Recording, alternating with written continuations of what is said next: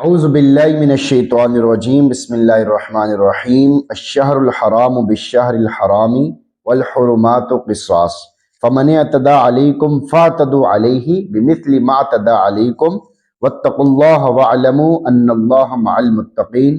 سورۃ البقرہ آیت نمبر 194۔ عدلے کا بدلہ، الشہر الحرام بالشہر الحرام، حرمت والے مہینے کا بدلہ حرمت والا مہینہ ہے۔ یعنی اگر کفار حرمت والے مہینے کا احترام کریں اور تم سے قتال نہ کریں تو تم بھی حرمت والے مہینے کا احترام کرو اور ان سے قتال نہ کرو، اور اگر وہ بے حرمتی کریں تو تم بھی جوابی کارروائی کرو۔ والحرمات قصاص، اور سب قابل تعظیم باتوں کا بدلہ ہے۔ یعنی حرمت عوض اور معاوضے کی چیزیں ہیں۔ جو لوگ تمہارے ساتھ ان حرمتوں کی رعایت کریں تو تم بھی ان کی رعایت کرو، اور اگر وہ نہ کریں تو تمہیں بھی دفاع کرنے کی اجازت ہے۔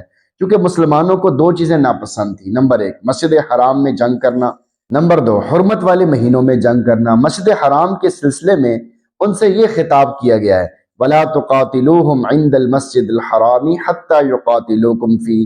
حرمت والے مہینوں کے بارے میں فرمایا الشہر الحرام بالشہر الحرام والحرمات قصاص۔ اس میں مسلمانوں کو تنبیہ کر دی گئی کہ جس ذات نے حرم اور ماہ حرم میں جنگ کرنے کو حرام قرار دے دیا ہے، اسی کی طرف سے جوابی کارروائی کرنے کی بھی اجازت ہے، لہٰذا پریشان ہونے کا موقع نہیں ہے۔ فَمَنِ اعْتَدَىٰ عَلَيْكُمْ، پھر جو تم پر زیادتی کرے، فَاعْتَدُوا عَلَيْهِ، تو تم بھی اس پر اتنی ہی زیادتی کرو، عَلَيْهِ بِمِثْلِ مَا اعْتَدَىٰ عَلَيْكُمْ، جتنی زیادتی اس نے تم پر کی ہے۔ وَاتَّقُوا اللَّهَ، اور اللہ سے ڈرتے رہو۔ یعنی کہیں ایسا نہ ہو کہ زیادتی کا بدلہ لیتے ہوئے تم سے زیادتی نہ ہو جائے۔ یعنی اس بات کا بھی خیال رکھو کہ تم بدلہ تو لے رہے ہو لیکن کہیں اس کے ساتھ ہی زیادتی نہ کر بیٹھو۔ وَاعْلَمُوا أَنَّ اللَّهَ مَعَ الْمُتَّقِينَ، اچھی طرح جان لو کہ بے شک اللہ متقی لوگوں کے ساتھ ہے۔ یعنی اللہ کی مدد نصرت متقی لوگوں کے ساتھ ہے۔ فتح کامیابی کا تمام تر دار و مدار اللہ کی معیت یعنی اللہ کے ساتھ ہونے اور اس کی نصرت پر ہے۔ یہ بغیر تقوی کے حاصل ہو ہی نہیں سکتی۔ بس اللہ کی مدد و نصرت کو حاصل کرنا چاہتے ہو تو ہر حال میں اللہ سے ڈرتے رہو، کیونکہ اللہ سے ڈرنے والوں کے ساتھ اللہ کی خصوصی مدد و نصرت ہوتی ہے۔ وَمَن يَتَّقِ اللَّهَ يَجْعَل لَّهُ مَخْرَجًا، جو کوئی اللہ سے ڈرتا ہے اللہ مشکل اور مصیبت سے نکلنے کا راستہ بنا دیتے ہیں۔ آیت کا میسج آپ کے نام، حالات کب سنور سکتے ہیں؟ اس آیت سے معلوم ہوا جب کوئی آدمی تقوی اختیار کرتا ہے، تمام گناہ اور مکروہات شرعیہ کو چھوڑ دیتا ہے، تو پھر اللہ رب العزت اس آدمی کی حفاظت بھی کرتے ہیں اور اپنی مدد و نصرت کے ساتھ اس کے حالات کو بھی ٹھیک کر دیتے ہیں۔ نمبر 2، بلا وجہ کسی پر زیادتی کرنے سے بچنے کا گر۔ ظلم و زیادتی کرنے والوں سے بدلہ لینے کے اندر اگر تقوی ہو تو وہ ہرگز دوسرے پر زیادتی نہیں کرتا۔ اسی لیے یہاں بدلہ لینے والوں کو تقوی اختیار کرنے کا حکم دے دیا گیا۔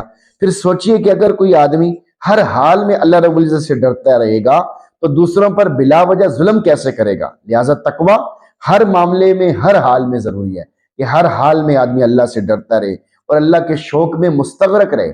ہر وقت اس کو یہ خوف ہو، غم ہو کہ اللہ میرے سے ناراض نہ ہو جائے، اور ہر وقت اس کو یہ فکر ہو، کڑن ہو، اس کی اول ترجیح ہو کہ اللہ میرے سے راضی ہو جائے۔ تو وہ آدمی کیسے کسی پہ ظلم کرے گا، کیسے گناہ کے کام کرے گا، کیسے کسی کو تکلیف پہنچائے گا؟ بلکہ وہ تو ہر وقت یہ سوچے گا کہ اللہ میرے سے راضی ہو جائے۔ اس کے ذریعے وہ مخلوق پر شفقت کرے گا، ان کا خیال کرے گا، ان پہ خرچ کرے گا، اور اللہ کے بھی حقوق ادا کرے گا اور حقوق العباد بھی ادا کرنے کا اہتمام کرے گا، کیونکہ اس سے تو اللہ سے خوف ہے، اس نے تو اللہ کو راضی کرنا ہے، اللہ کو خوش کرنا ہے۔ تو اس لیے جب تقوی آتا ہے تو آدمی کو قدم قدم پر احساس ہوتا ہے کہ میں نے کیا کرنا ہے اور کیا نہیں کرنا، کون سے کام کرنے ہیں، کون سے کاموں سے بچنا ہے، کیونکہ اس کی اولین ترجیح اللہ کو راضی کرنا بن جاتا ہے۔